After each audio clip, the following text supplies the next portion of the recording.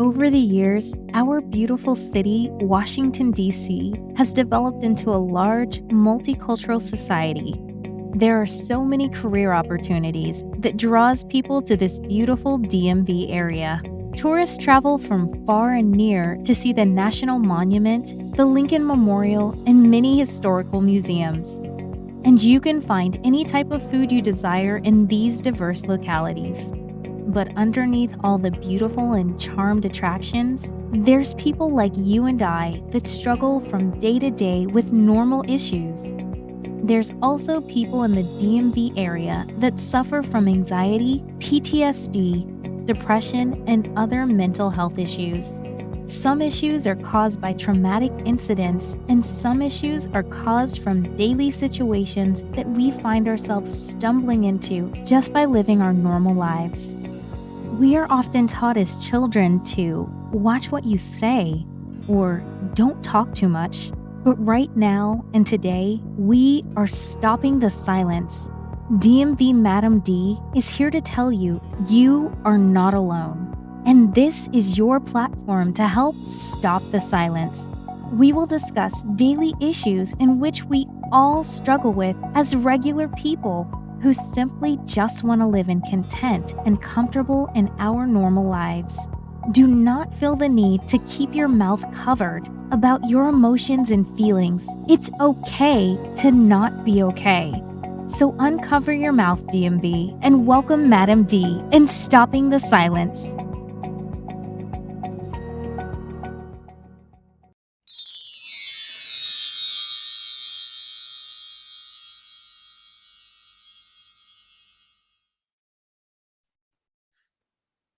Welcome, everyone, to another episode of Stopping the Silence, episode 2 of season 2, My Sacrifice to My Mother. And we have a very special guest. He is the CEO of Javon's Collection, and he's also a Washington, D.C. native, Mr. Brandon Taylor. Hi, Mr. Brandon Taylor. How are you doing today? Pretty good. Yourself? How you doing? Good, good. Thank you. Thank you for coming on Stopping the Silence. I appreciate you for having me. Oh, you're welcome. So tell us how we can follow you on social media. I'm on Instagram at king_BJT, and also my clothing line, IG is Javon, JAIVON _official, and that's where you can find my clothing line at. Okay. All right, people. So go follow him. All right. So, Mr. Taylor, what was it like when your mother told you that she needed a kidney to survive? Initially, she didn't come right out and tell me, so I kind of had to pull it out of her. And then when she told me, I kind of like was stuck. I was just at a loss for words. And then she told me that she needed to be put on the list for a kidney, but of course they had an A and a B list, which she was on the second list. So I asked, I was like, well, is there a way for me to be able to get tested to see if I'm, compatible, or if I'm a match, or whatever the case may be? And then I kind of was just like trying to be proactive. I didn't want her, waiting around for God knows, how long. Yeah. And I just wanted to see if there was something that I could do. So that was my initial thought process, because I just wanted to stay positive, Yeah. Yeah. So what's the A and B team list? I'm sorry. So they have an A list, which is the people who are next to get kidney transplant. And then once the A list is full, the B list is next. So she would have been at the bottom of the B list, which means she would have had to wait for everybody on the A list to get a kidney, and then everybody in front of her on the B list to get a kidney before her. So okay. When she explained that to me, I was like, I don't know how I feel about that, but just wanted to get tested to see if I was a match. Yeah. So how did you handle or deal with your emotions when she told you, when you received that news from your mother? Like I said, I just wanted to be proactive. I didn't want to think negative. Try to stay strong for her, because I didn't know what she was going through, but I think I have an idea of how she might have felt. So I just wanted to be proactive and try to help the situation without her seeing me down, which probably would have made her feel worse, Yeah. So that was my main objective initially when I first found out about it. What made you decide that you wanted to give your kidney to your mother? Because I would have rather not be here with her than to be here without her. So, and like I said, she went through so much, and with me as a kid, even just bringing me in this world, and stuff that only we know about that we've been through together. So, it kind of was a no-brainer. I don't want to say that I didn't have a choice, because you always have a choice, but just pretty much was a no-brainer for me. Yeah. I honestly didn't really think twice about it either. So. And how did your mother felt when you told her you wanted to give your kidney for her? Well, at the time I was 24, I think, when I found out about it. So she just initially she told me no. She wanted me to be able to, I guess, live my life without any complications or without, having one kidney. And then, I told her, I said, it's something that I really want to do. Like, you gave me life, why not? Why you about to get me choked up, but you gave me life, you know what I'm saying? So it's only right that I, return the favor if it's something that I can do. So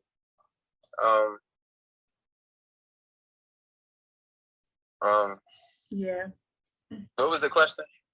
How did your mother respond to you when you told her that you wanted to give her your kidney?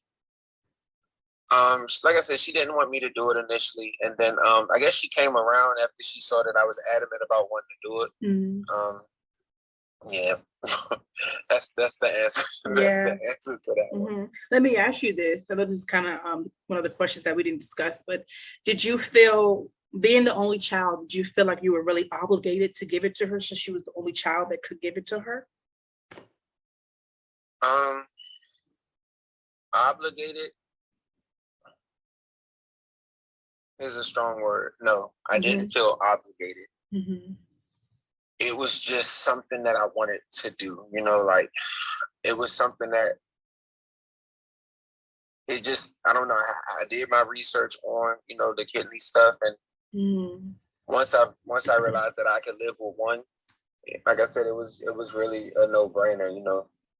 Like, that's my mom, that's my dog. Yeah. And especially at the age of 24, you go on Google and you look at the complications, or you look at what could happen. It's like, how did you fight through that at being 24? 24 is really young.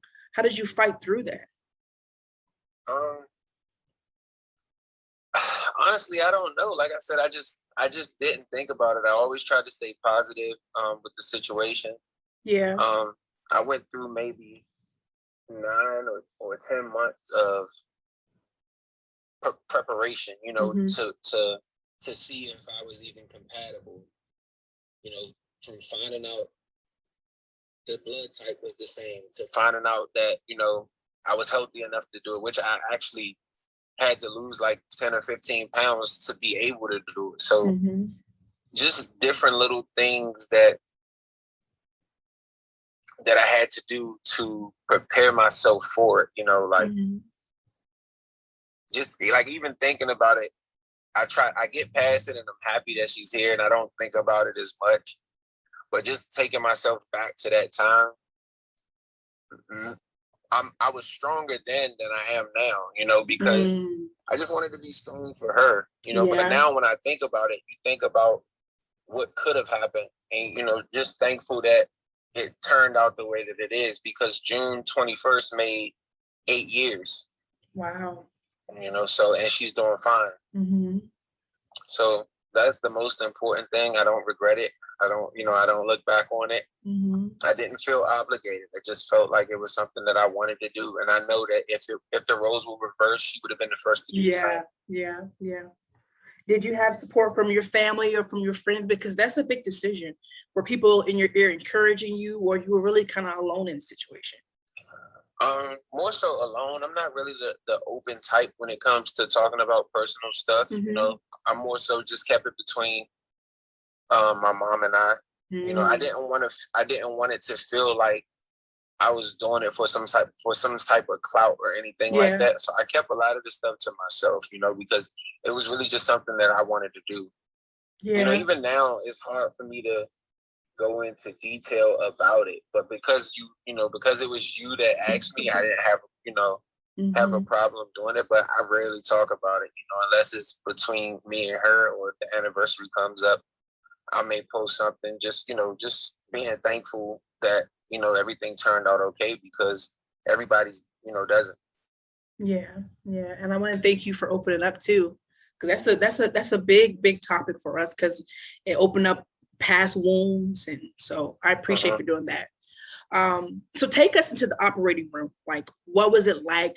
Describe your emotions, your feelings, your physical pain.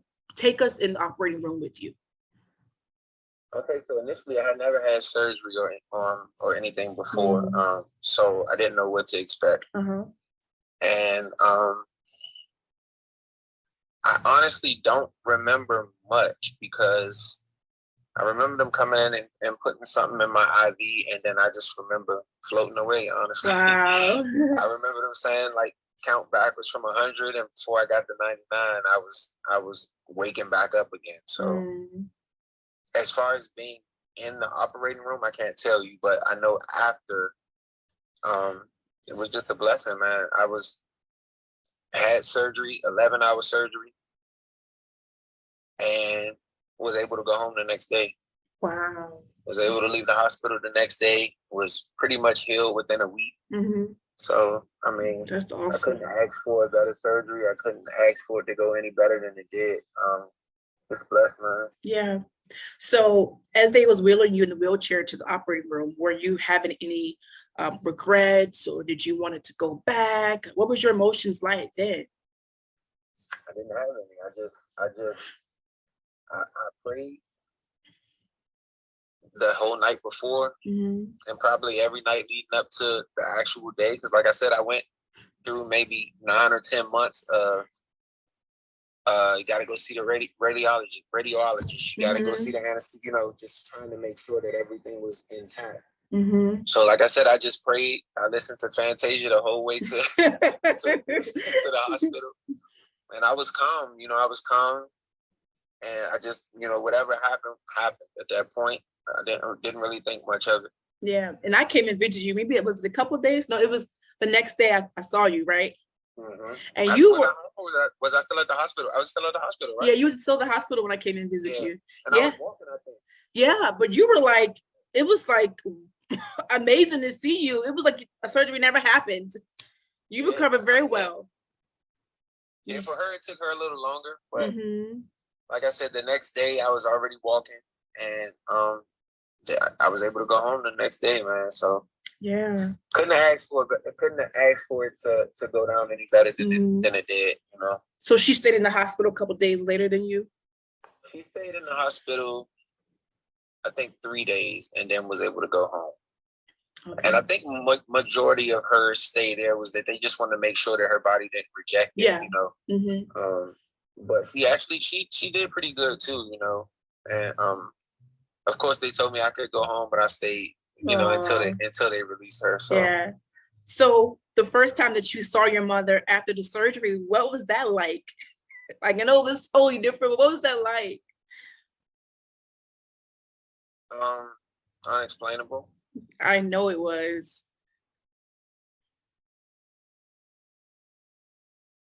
Unexplainable, man. Like.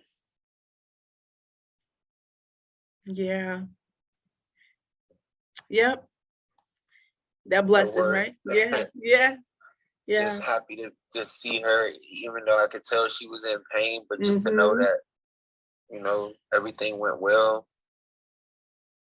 Like I said before, she, and I don't know if this is too much information, but I'm being genuine, before the surgery, she had a bag. She couldn't use the bathroom. And just for her to be able to come to me and say, it feels so good to be able to urinate, you know what I'm saying? So there's just so much stuff that we've been through that, people, They have no clue. Yeah. They just see the finished product, and they take it at face value, but they don't know the work or the steps that the time, the night, there's so much. Yeah.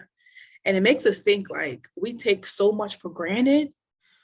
And once it's taken away from us, it's like, man, I should have done this. But how did that change your trust in God? How did your trust in God became stronger in that process?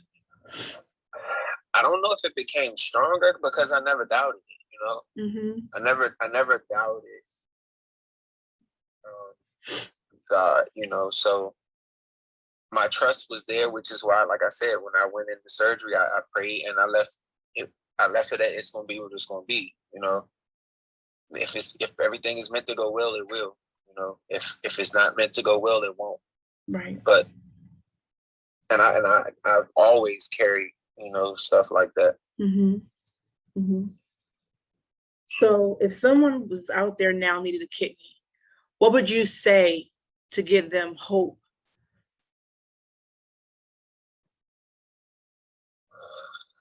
I would say, from my point of view, I have no regrets because, like I said, everything went as best as it probably could have went. Mm-hmm. Now, I don't know what stories other people have that may have been, in similar situations or the same situation, but if you can give a second chance at life to somebody you love and you're healthy enough and you trust that that person you're gonna give your organ to is gonna take care of it and be thankful that you sacrificed, Mm-hmm. then why not? Right. Thank you so much for being on Stopping the Silence and telling your story, your sacrifice to your mother. I hope it touched so many people, and it will, because that is a sacrifice that most people won't give. And for you, as a strong man and as a young man, we want to thank you. Thank you for that sacrifice to your mother. And I know that your mother and your family is appreciative and they love you. So thank you. Thank you. Thank you. Thank you all for joining another episode of Stopping the Silence. Come back next Sunday on another episode of Stopping the Silence, episode 3. May God bless you. And remember that you are not alone. And don't forget to stop by all of our social media pages. May God bless you. Take care. Bye-bye.